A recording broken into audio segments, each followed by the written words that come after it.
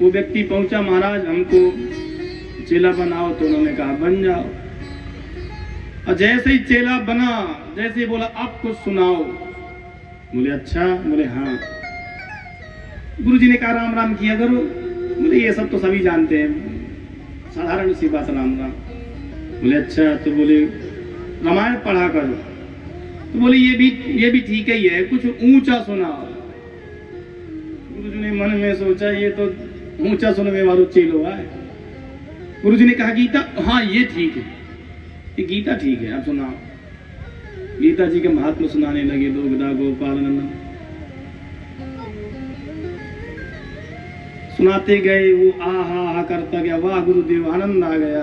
तो गुरुदेव ने 1 घंटे की जगह 2 घंटे सुनाई। बड़ा ध्यान से सुन रहा है।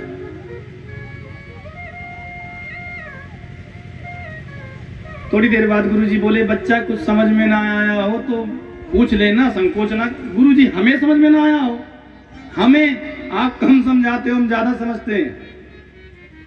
गुरुजी ने मन में कहा बेटा पहले हम ही आना समझ पाए तुम्हें। बोले फिर भी कुछ तो पूछ ले। ठीक है, आप गुरुजी बार बार कहते हो दुग्धा गोपाल नंदन, हमें बस एक ही चीज समझ में ना आई कि ये 2 गधा कौन थे। गुरुजी ने माथा पकड़ा, बोले बस हो गया कल्याण। गुरुजी आपने जवाब नहीं दिया। गुरुजी बोले एक तुम और दूसरे हम, बोलो राधे राधे। ऐसे ऐसे चेला महाराज, लोभी गुरु लालची चेला, दोनों नरक में ठेलम ठेला। ये हालत होती है। फिर वहीं जाके नरक में बात है कि तुम भी आए गए का। पीछे ऐसे ही मुड़ के देखा तो गुरुजी हम यहाँ चेला। ये हाल होता है। चेला गुरु समुद्र के किनारे पहुंचे। बोर्ड पे लिखा था डूबने वाले को निकालने में 500 रुपया का इनाम। गुरुजी चेले की ओर देख के बोले कहो चेला कहाँ मन हो रहा। चेला बोला गुरुजी मन तो हो रहा, लेकिन यहाँ डूब कौन रहो, किसको बचाएं। गुरुजी ने तुरंत कहा हम डूब रहे, तुम हमें बचाइए। बोले अच्छा तो डूबो।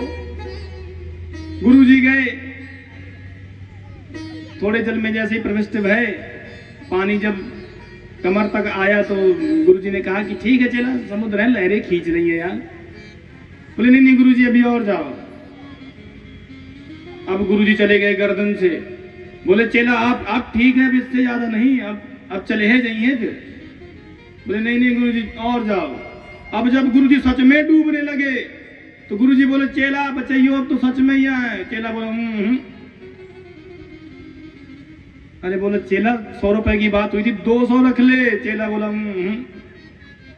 अरे चेला पूरे 500 रख ले, डूब रहा हूं मर जाऊंगा। चेला बोला अरे बोला डबल ले लियो, 500 हमसे भी ले लियो। चेला बोला गुरुजी बोर्ड जरा अच्छे से पढ़ो। बंधुओं बोर्ड के उसी बोर्ड पे बगल में लिखा था लाश निकालने वाले को 5000 रुपया इनाम। बोलो राधे राधे। ऐसे चेला है महाराज, ऐसे गुरु है।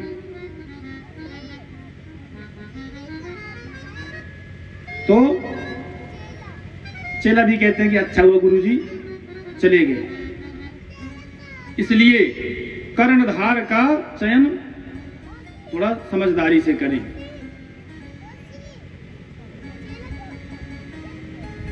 बुद्धिमान बंधु अगर केवट होगा तो अगर नौका नहीं बचा पाएगा तो आपको अवश्य बचा लेगा, और अनाड़ी होगा तो खुद तो डूबेगा और तुम्हें भी ले डूबेगा। उद्धव जी बोले महाराज चाहे जितना होशियार ड्राइवर हो, चाहे जितनी बढ़िया नौका हो, पर कभी कभी तूफान इतने भयंकर आते हैं कि डुबा देते हैं। तो क्या करें?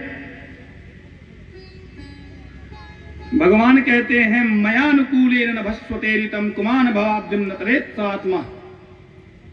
इन तूफानों से यदि बचना चाहते हैं तो मेरा आश्रय ग्रहण करो। भगवान कहते हैं मुझे स्मरण करते हुए आगे बढ़ोगे तो मैं कृपा की अनुकूल हवा चला दूंगा। जैसे भाटी की तरफ आप जा रहे हो और आगे से हवा चल रही हो तो नहीं साइकिल चलेगी, और यदि भाटी की तरफ ही जा रहे हो, भाटी की ही तरफ हवा बह रही हो तो साइकिल अपने आप मोटरसाइकिल बन जाएगी। बोलो राधे राधे। अब भाटी के लोग हैं तो भाटी की चर्चा होगी, भैया कौन से हमारे द्वार में आ बैठे। बोलो राधे राधे।